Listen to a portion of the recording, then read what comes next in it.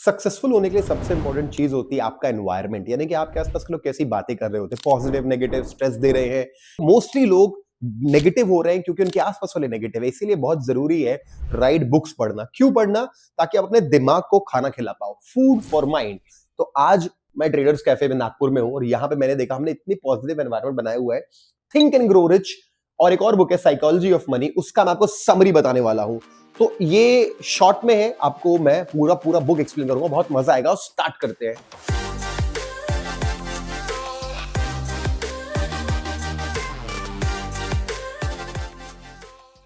सबसे पहले think and grow rich में नेपोलियन हिल नाम के बंदे ने ये बुक लिखी हुई है।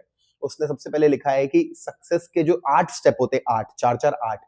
पहला है डिजायर, कि जब तक एक स्ट्रॉन्ग डिजायर, एक बर्निंग डिजायर नहीं होगी भाई मुझे पैसे कमाने हैं, तब तक आप सक्सेसफुल नहीं बन सकते। अब मे बी शायद आपको पैसे कमाने का नहीं है, लेकिन किसी को मदद की, सोसाइटी में कुछ पॉजिटिव इंपैक्ट करने का, मे बी आपको सिंगर बनना है, मे बी आपको ट्रेडर बनना है, किसी भी चीज की डिजायर, जरूरी नहीं पैसों की। तो जो भी आपकी फील्ड है, अगर आप उसके लिए एकदम बर्निंग डिजायर नहीं है तो आप कुछ भी नहीं कर पाओगे। तो चेक कि आपका डिजायर किसमें है। इसका ये मतलब नहीं कि सर मैं फिर मेरे अंदर तो डिजायर ही नहीं है, किसी ना किसी चीज की होगी। तो दैट इज वेरी इंपॉर्टेंट कि आपका जो गोल है उसको लेकर के, तो अपना गोल ऐसे सेट करिए, आपकी डिजायर होनी चाहिए, पता करो किस चीज की। फेथ, फेथ मतलब हर किसी को डर लगता है भाई। देखो सबको डर लगता है कि शायद मैं सक्सेसफुल नहीं बन पाऊंगा, शायद मैं पैसे नहीं कमा पाऊंगा, शायद मैं खत्म हो जाऊंगा। Have faith. अगर आप यहां तक आए हो लाइफ में, आगे भी जा सकते हो। हर किसी को डर लगता है। Irrespective of the fear, you need to have unwavering faith in yourself and your ability. खुद के ऊपर भरोसा होना चाहिए कि मैं कर लूंगा, God is with me, I am a winner. You need that. Third point, specialised knowledge, यानी कि अगर आप ट्रेडर हो तो टेक्निकल एनालिसिस, ट्रेडिंग साइकोलॉजी हो गई, कैलकुलेशंस क्या होती है ट्रेडिंग की, what are the hacks, trading की नॉलेज होनी चाहिए। अगर आप बिजनेस करना चाहते हैं तो कंपनी सेटअप कैसे करते हैं, टीम कैसे मैनेज करते हैं, से लेकर के सेल्स कैसे करते हैं, मार्केटिंग, सिंगर बनना चाहते हो, रेस्टोरेंट चलाना चाहते हो, रेस्टोरेंट चलाने की एक स्पेसिफिक इंफॉर्मेशन होगी, किस तरीके से ओपन करना है, स्टाफ मैनेज करना है, कैसा मेन्यू होगा, मार्केटिंग होनी चाहिए भाई। तो पढ़ाई करो एक सब्जेक्ट की। इमेजिनेशन, कि भाई आप अपनी इमेजिनेशन, मतलब साफ है कि आप विजुअलाइज कर सकते हो, देख सकते हो कि आपका 1 साल बाद, 2 साल फ्यूचर कैसा होगा। यस, आप सम आई जैसे मैं आप क्या can I visualize, yes I will have 10 million subscribers on YouTube, definitely booming bulls पे। Yes I will be making millions of dollars every month, I can see that. Yes, I am going to buy a villa, I'm going to buy a private jet, I'm going to buy so many cars. Can you visualize? So this is a skill that you have to develop. Nobody becomes rich or successful by luck. अगला point, decision. क्या होता है ना, maximum लोग decision नहीं ले पाते हैं। फर्म डिसीजन लेना पड़ता है कि एक बार ले लिया ना कि ये करूंगा मतलब करूंगा, ये गंदी हैबिट छोड़ूंगा मतलब छोड़ूंगा, ये करूंगा। लोग जो नहीं ले पाते वो आगे नहीं बढ़ पाते। तो very important to take a firm decision and never give up. Persistence, भाई हर कोई फेल होता है। मतलब मैं बता रहा हूं, मेरे को कितनी बार लाइफ में लगता था अब तो हो गया, इतना मैं मार खा गया लाइफ में, अब तो मैं पक्का आगे सक्सेसफुल बन जाऊंगा, ये प्रोजेक्ट मेरा काम करेगा, या ये वाला ट्रेड मेरा काम करेगा, ये महीना मेरा पॉजिटिव जाए। नहीं गया, नहीं गया, नहीं गया। कितनी बार नहीं गया, मैं कितनी बार फेल हुआ, मैं आपको क्या बताऊं। मैं क्या छोड़ो, सारे के सारे लोग कितने बार फेल हुए सक्सेसफुल लोग। लेकिन परसिस्टेंस, यानी दोबारा ट्राई करना, give one more try, very important. Master your mind, surround yourself with like-minded people who support and encourage you. Actually master your mind नहीं, mastermind बोलना चाहता है, पे गलत लिखा हुआ है। वो आप देख सकते हो वर्ड mastermind यहां पे लिखा होगा। mastermind का मतलब क्या होता है कि कहीं ना कहीं एक ग्रुप बनाइए, 2 लोगों का, 3 लोगों का, 4 लोगों का, और कहीं ना कहीं एक जैसा एक गोल बनाइए, एक जैसा। जैसा क्या इस बुक में कहा गया है, और ये दुनिया की सबसे सक्सेसफुल बुक रही सक्सेस को लेकर के, कि भाई आपका अगर मास्टरमाइंड एक ग्रुप है और ग्रुप मिलकर विजुअलाइज करता है, डिसाइड जल्दी सक्सेसफुल होता है। सिक्स सेंस, अपना इंट्यूशन पे भरोसा करें आप, कि अगर आपको इनर गाइडेंस मिलता है कि नहीं ये नहीं करना है, ये गलत है, मत करो भाई।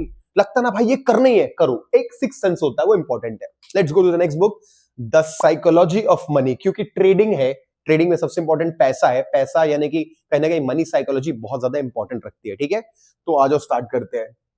And guys, if you like this series, comment में बताओ कि हाँ आप और बुक रिव्यूज चाहते हो, तो मैं ऐसे और बुक रिव्यूज आपके लिए डाल सकता हूं। ठीक है, एंड एक्सनेस के जाने के बाद से बहुत लोग पूछ रहे हैं कि ब्रोकर कौन सा यूज करना है। अगर आप इंडिया के बाहर हो तो एक्सनेस ही यूज करो, लिंक मैं डिस्क्रिप्शन डाल दूंगा, और नहीं है तो दूसरे ब्रोकर की लिंक में डाल दूंगा।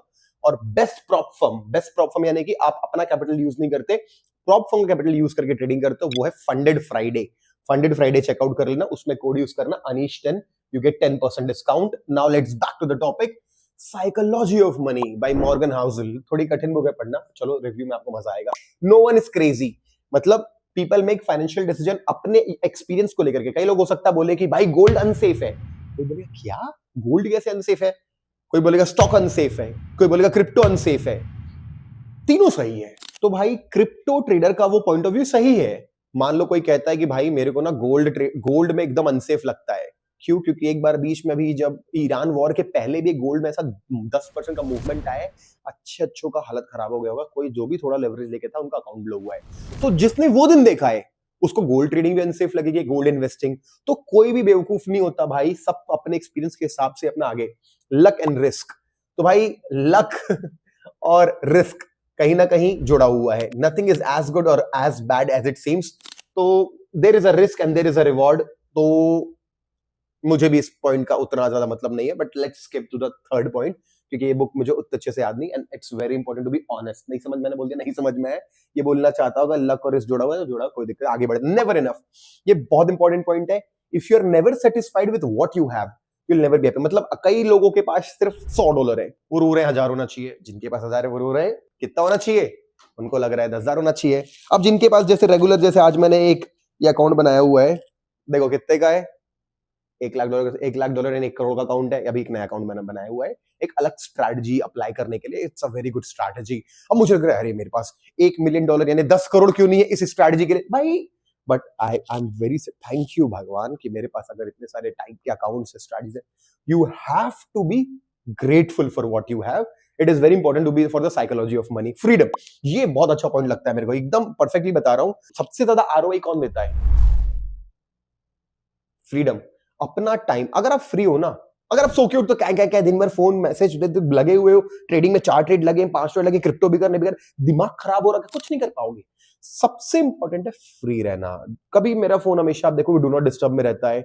मेरे व्हाट्सएप के, इंस्टाग्राम के, सबके नोटिफिकेशन बंद है। यानी आप मेरे को मैसेज करोगे व्हाट्सएप में, आएगा ही नहीं मेरे को जब तक कि मैं खुद से ओपन नहीं करता।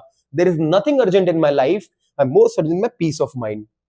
Tell events, a small number event count for majority. Okay, that इसका मतलब है कि हो सकता है आपके लाइफ में से 10% वो इवेंट्स होंगे जो आपको 90% रिजल्ट दे देंगे। ऐसा होता है कई बार, इसलिए कंसिस्टेंट रहना, परसिस्टेंट रहना इंपॉर्टेंट है लाइफ में। सेव मनी भाई, भले ही ज्यादा करो मत करो, थोड़ा पैसा सेव करना एक हैबिट के लिए डालो। भले आपके पास, आप बोलोगे सर मैं क्या सेव करूं, 300 रुपए, 1000 रुपए के, उसमें 100 रुपए सेव करूंगा, करो। नहीं तो जब 1 लाख होगा तो 10,000 नहीं कर पाओगे, 10 लाख होगा तो 1 लाख भी नहीं करोगे। It is a habit and it is like छोटा सा पैसे का पूल बन गया ना, वो और पैसा अट्रैक्ट करता है। तो भाई करो, बहुत इंपॉर्टेंट है। The power of compounding. Compounding का मतलब तो सबको मालूम है कि स्लोली टाइम के साथ एक फॉर्मूला होता है मैथ्स का, वो ऐसा रिजल्ट दिखाता है कि अगर आपने 1 लाख रुपए इन्वेस्ट किए और कुछ एक आरओआई पे, किसी भी आरओआई पे डाल दिया, मैं आपको बाद में एक वीडियो बना दूंगा डिटेल में, लेकिन इतना समझो जैसे 10-12% आपको साल का मिल रहा है, 15% मिल रहा है, तो वो 5 साल में अगर वो पैसा 10 लाख होता है तो वो 15 साल में पैसा 30 लाख 40 लाख हो जाएगा, 50 साल में वो करोड़ों में चला जाएगा। तो कंपाउंडिंग बहुत इंपॉर्टेंट है। आरओआई यूज करो। Margin of safety, okay, it's very important to, कहीं ना कहीं मेरे हिसाब से इसका मतलब ये है, कहीं ना कहीं एक मार्जिन ऑफ सेफ्टी, ऐसा 100% कभी भी एक बार मैंने बोलते put all your eggs in one basket वाला काम नहीं करना चाहिए। कहीं ना कहीं एक सेफ्टी का मार्जिन लेके चलना चाहिए।